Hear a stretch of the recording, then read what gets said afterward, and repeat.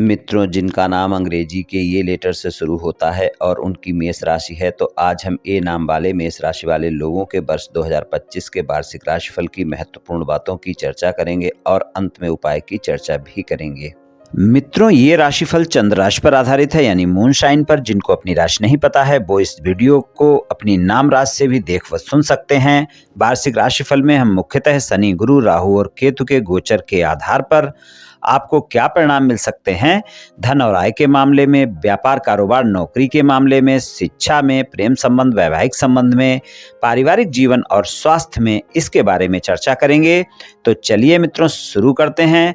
सबसे पहले शनि, गुरु, राहु और केतु का गोचर जान लेते हैं। शनि देव जो है वर्ष 2025 में 2 राशियों में गोचर करेंगे। पहले तो 29 मार्च 2025 तक वो कुंभ राशि में गोचर में रहेंगे और 29 मार्च 2025 को ही राशि परिवर्तन करके वो मीन राशि में अपना गोचर प्रारंभ करेंगे और फिर 2025 के पूरे वर्ष में 29 मार्च 2025 से लेकर और वर्ष के अंत तक 2025 के वर्ष के अंत तक वो मीन राशि में ही गोचर करेंगे। राहु भी 2 राशियों में गोचर करेंगे। पहले तो उनका गोचर मीन राशि में रहेगा 18 मई तक के समय में और 18 मई 2025 को ही राशि परिवर्तन करके वो अपना गोचर कुंभ राशि में प्रारंभ करेंगे और फिर पूरा वर्ष 2025 वो कुंभ राशि में ही रहेंगे।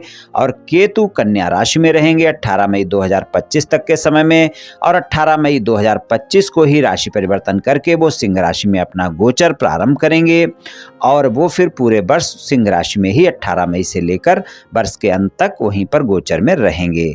गुरु का गोचर जो होगा वो आपका 3 राशियों में होगा वर्ष 2025 में। पहले तो गुरु जो अपने गोचर में रहेंगे वृषभ राशि में रहेंगे और 14 मई तक के समय में वृषभ राशि में ही गोचर करेंगे और 14 मई को ही वो राशि परिवर्तन करके मिथुन राशि में अपना गोचर प्रारंभ करेंगे और 18 अक्टूबर को वो मिथुन राशि से निकलकर कर्क राशि में अपना गोचर प्रारंभ करेंगे और उसके बाद 5 दिसंबर को फिर से वो मिथुन राशि में अपना गोचर प्रारंभ करेंगे। तो कुछ इस तरह से गुरु का गोचर 3 राशियों में रहने वाला है। गुरु का जल्दी राशि परिवर्तन वर्ष 2025 में आपको देखने को मिलेगा।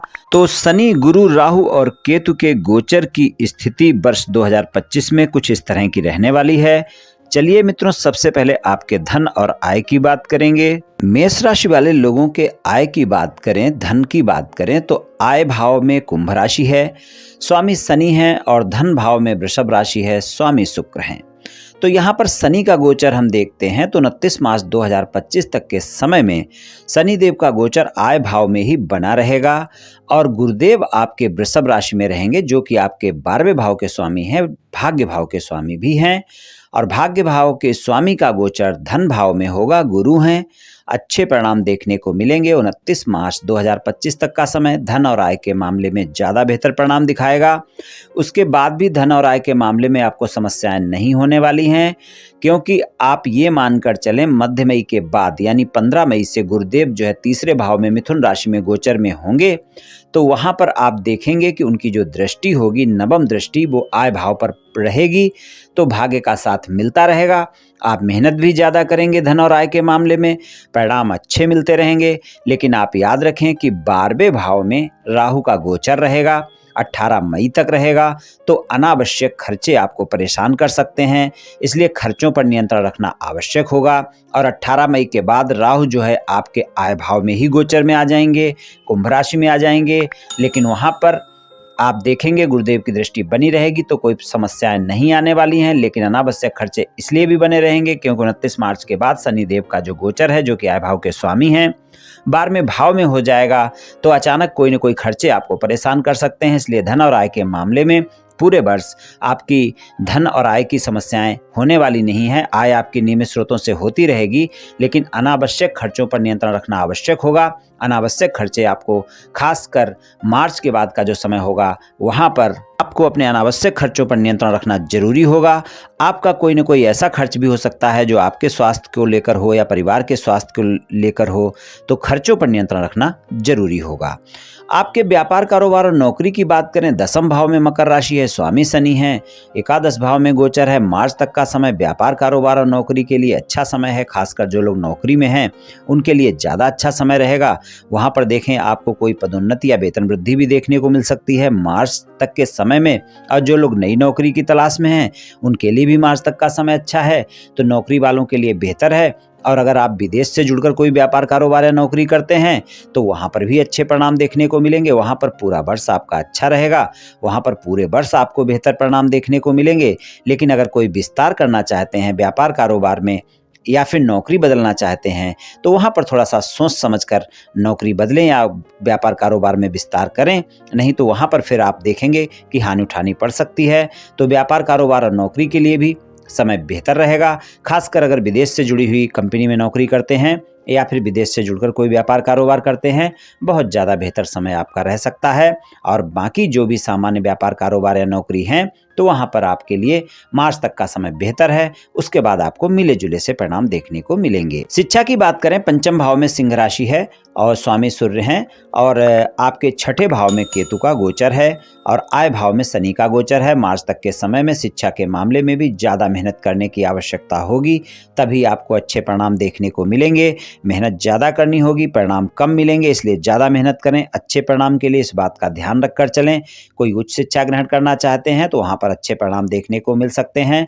अगर कोई कंपटीशन एग्जाम की तैयारी कर रहे हैं तो वहाँ पर आपके लिए 18 मई के बाद का समय बेहतर है। 18 मई तक के समय में हालांकि केतु का गोचर 6ठे भाव में है, लेकिन गुरुदेव की पंचम दृष्टि 6ठे भाव पर बनी रहेगी, इसलिए वहाँ पर भी आपको अच्छे परिणाम मिल जाएंगे। लेकिन फिर भी मध्य मई के बाद का जो समय होगा वहाँ पर केतु का गोचर पंचम भाव में चला जाएगा, तो यहाँ पर कंपटीशन एग्जाम के लिए ज़्यादा अच्छा समय रहेगा। हालांकि गुरु की दृष्टि मध्य मई तक है, तो पूरे वर्ष आप प्रयास कर सकते हैं और मध्य मई तक के समय में भी आपको अच्छे परिणाम देखने को मिल सकते हैं। लेकिन अगर आपने अपनी एकाग्रता बनाकर नहीं रखी तो वहाँ पर आप ज़्यादा मेहनत नहीं कर पाएंगे। और जो लोग विदेश में जाकर पढ़ाई करने की इच्छा रखते हैं उनकी ये इच्छा इस वर्ष पूरी हो सकती है। आपका विदेश में दाखिला हो सकता है, आप विदेश पढ़ने जा सकते हैं। संबंध के मामले में 5वें भाव में सिंह राशि है और वहाँ पर अगर हम देखें तो मार्च तक के समय में, 29 मार्च तक के समय में शनि की दृष्टि बनी रहेगी। प्रेम संबंध में ईमानदारी बहुत आवश्यक होगी। अगर आप प्रेम संबंध में ईमानदार नहीं होंगे तो आपके प्रेम संबंध में वाद विवाद हो सकते हैं। आपके साथी के साथ आपका रिश्ता खराब हो सकता है।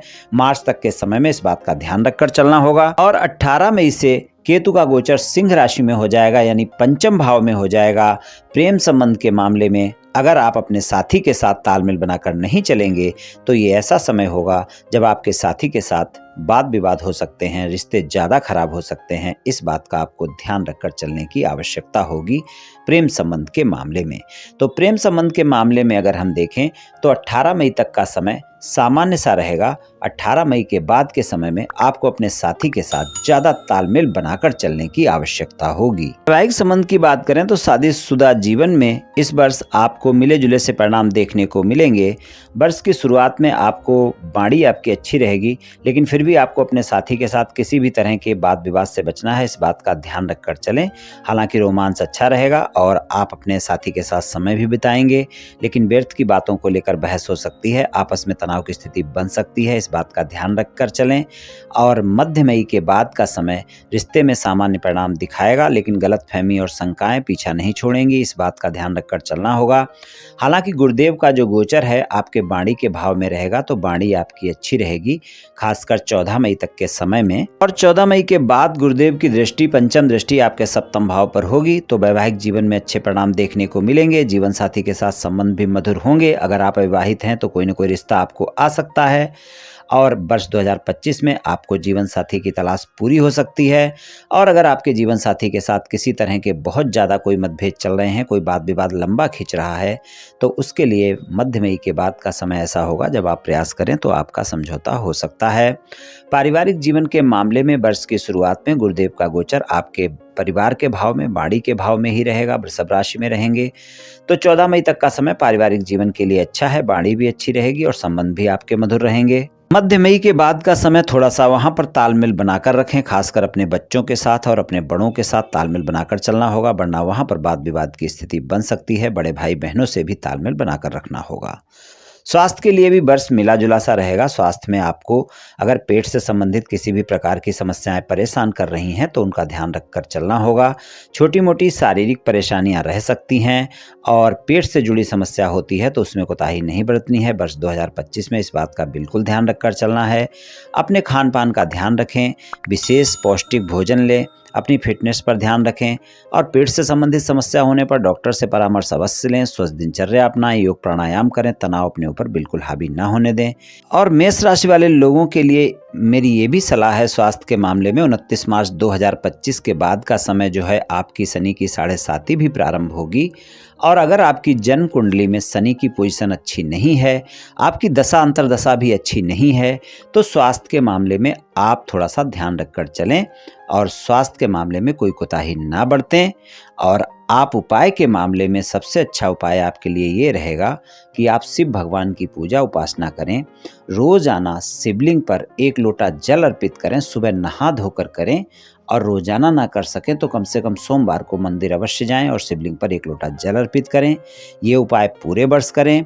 और दूसरा उपाय ये करें कि आप रविवार के दिन सूर्य भगवान को सुबह नहा धोकर 1 लोटा जल अर्पित करें, तांबे के लोटे से अर्पित करें और श्री आदित्य हृदय स्तोत्र का पाठ करें। रोजाना अगर कर सकते हैं तो बहुत अच्छा है, वरना रोजाना ना कर सकें तो रविवार को ये कार्य आप अवश्य करें। सूर्य भगवान के जल दें और आदित्य हृदय स्तोत्र का पाठ करें। और जल तो आप रोज दे सकते हैं, आदित्य हृदय स्तोत्र का पाठ केवल रविवार को भी करेंगे तो भी आपके लिए अच्छा ही रहेगा। रोज कर सकते हैं तो बहुत अच्छा रहेगा। ये दोनों उपाय अगर आप पूरे वर्ष करते हैं तो आप देखेंगे बहुत अच्छे परिणाम आपको देखने को मिलेंगे। मित्रों, ये राशिफल सामान्य राशिफल है। ये सभी जातकों पर पूर्ण रूप से प्रभावी होगा ऐसा संभव नहीं है, क्योंकि आपकी जन्म कुंडली पर भी बहुत कुछ निर्भर करता है।